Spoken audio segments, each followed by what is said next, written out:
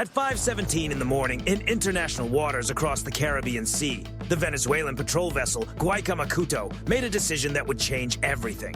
Without warning, it initiated a sudden engagement. Its Otomilera 76mm naval system thundered through the quiet darkness before sunrise.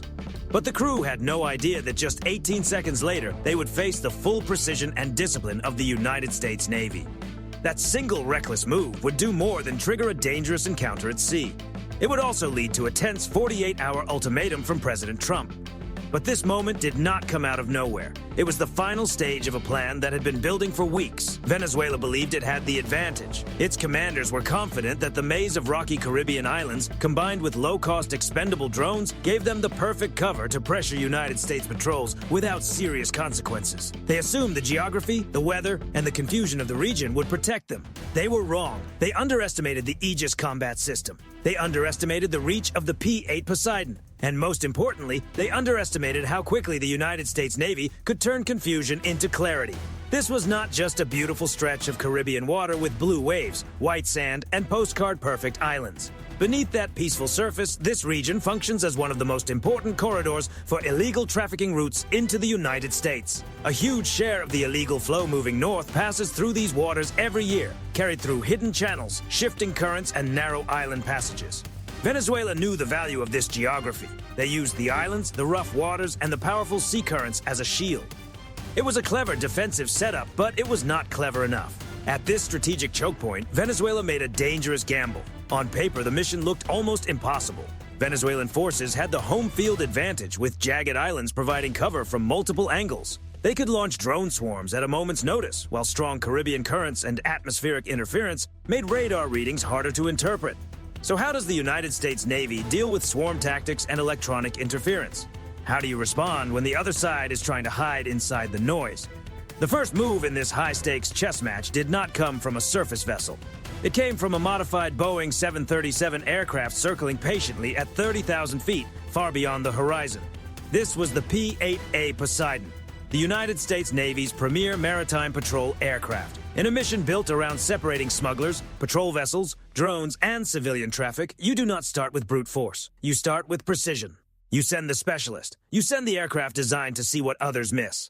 Why the P-8? Because its entire purpose is built around one idea: mastering the physics of looking down. Its most important tool is not a projectile. It is the AN/APY-10 multi-mission radar, mounted beneath the aircraft's nose. Think of it less like a basic radar sweep and more like a high-resolution scan of the ocean surface. It operates in several modes, but for this mission, its real strength was synthetic aperture radar, known as SAR. The Poseidon does not simply detect a vague shape on the water. It captures thousands of radar images every second as it flies, then uses powerful onboard processing to combine them into a picture sharp enough to reveal details that would normally stay hidden. That is how operators sitting calmly inside the aircraft could tell the difference between a 2,500-ton Venezuelan patrol vessel and a 3,000-ton civilian freighter from 150 miles away. The process is a masterpiece of modern integrated operations. As the P-8 mapped the area, its sensor operators identified possible threats. Each contact was tagged with position, course, speed, and a detailed radar profile. That information was then compressed and sent through Link 16. Link 16 is essentially the military's private, encrypted, highly resilient data network.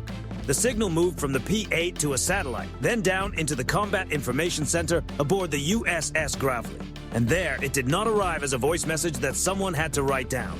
It appeared directly inside the ship's combat system as real-time tactical data, giving the crew a living picture of the battlefield before the other side even realized it had been seen. The information appeared automatically on the Aegis combat system's main display as an adversarial contact, complete with every detail the P-8 had just collected. Position, course, speed, and classification were already there. The Venezuelan vessel had no idea it had been identified, analyzed, and placed under watch before most of its crew had even settled into the morning routine. But the P-8 had one major limitation. At its core, it was still based on a 737. It was large, easy to notice, and not designed to disappear from view. That is why it operated from a safe standoff distance just beyond the reach of Venezuela's coastal defense systems. It was a calculated balance. Its surveillance capability was extraordinary, but its physical presence still made it vulnerable if it came too close. so it stayed high above the horizon, an unseen eye in the sky, quietly watching as the Venezuelan crew moved forward with confidence, unaware that the situation had already been shaped long before they arrived. Then the Venezuelan captain's command broke through the silence before sunrise. This was the moment they had been waiting for. Their entire plan depended on pulling the encounter into close range, where distance, sensors, and advanced systems mattered less. Their chosen tool, the Otto Malera 76mm naval system, was not designed for delicate precision. It was built for overwhelming short-range pressure, sending a rapid stream of naval rounds toward exposed equipment, antennas, and open deck areas at a rate of up to 120 rounds per minute. Their doctrine was simple. Get close enough to make the first move count, create confusion, and then slip back into the island maze before the larger force could fully respond. For a smaller navy facing a much more advanced opponent, it was not an irrational idea, but it depended on one dangerous assumption, that their approach had gone unnoticed. They believed they were setting the conditions for an ambush. In reality, they had already been seen. The American response was quiet, digital, and controlled. Inside the USS Gravely's Combat Information Center, there was no panic. There was only procedure. The first layer of defense was not a visible counterattack. It was a game of electronic misdirection. The destroyer's powerful AN/SLQ 32 electronic warfare suite, known as Sidekick, came online. Its purpose was deception, confusion, and control of the electronic environment. First, the Gravely entered MCON, reducing its own electronic emissions until its 9,000-ton frame appeared far smaller and less significant on enemy sensors. Then Sidekick began its real work. It created convincing false radar returns, digital ghost ships drifting across the enemy's screen, drawing attention away from the real vessel and causing the Venezuelan crew to waste precious time and resources on empty water. While they were reacting to illusions, the Gravely's defense systems were already preparing for the real threat. That task belonged to the RIM-162 Evolved Sea Sparrow missile, also known as ESSM. This was not a tool of aggression. It was a shield in motion designed to protect the ship when fast-moving threats came too close. Here is how it works. The Aegis system tracks an incoming object and calculates the exact point in three-dimensional space where an interception can happen. The ESSM does not simply chase the object. It moves toward that predicted meeting point with extreme precision. In the final seconds, its own seeker activates. The missile makes tiny corrections at incredible speed, pulling up to 50 Gs as it adjusts its path. That kind of maneuver would be impossible for a human pilot to survive, but for the missile, it is exactly what it was built to do. And in those final moments, the outcome is decided not by noise, panic, or guesswork, but by mathematics, timing, and a combat system that had been preparing long before the first move was made. It was the ultimate layer of close-range protection, a defensive shortstop built for the final seconds of an incoming threat. With cold, automated precision, it intercepted the Venezuelan rounds before they could reach the ship. The Venezuelan crew believed they had forced the encounter into close quarters. The Americans had just shown them the reality was very different. As the crew aboard the Gravely calmly worked through the first wave of pressure, the entire battle space changed. Venezuela revealed its hidden advantage, and it was far more sophisticated than a simple show of force. From a concealed coastal position, a Russian-made Buk M2E system, likely supported by foreign specialists, activated. But it did not launch anything. Instead, it created a powerful, localized GPS interference zone. In an instant, the world of precise navigation and guided systems became less reliable. The clean digital picture the United States Navy depended on began to blur. At the same time, a new threat appeared on radar, moving fast toward the Gravely. It was not a single contact, it was dozens. A swarm of low-cost commercial drones had lifted off from nearby islands, each one small, difficult to track, and potentially carrying a compact payload. This was a classic swarm tactic, but with a clever twist. The drones were not the main threat. They were the distraction. Their purpose was to pull the Gravely's attention toward cheap incoming targets, forcing the ship to divide its defenses between close-in systems, ESSM interceptors, and the growing number of small contacts on radar. They were the cape in front of the bull. The real danger was the coastal system behind them, waiting for the right moment.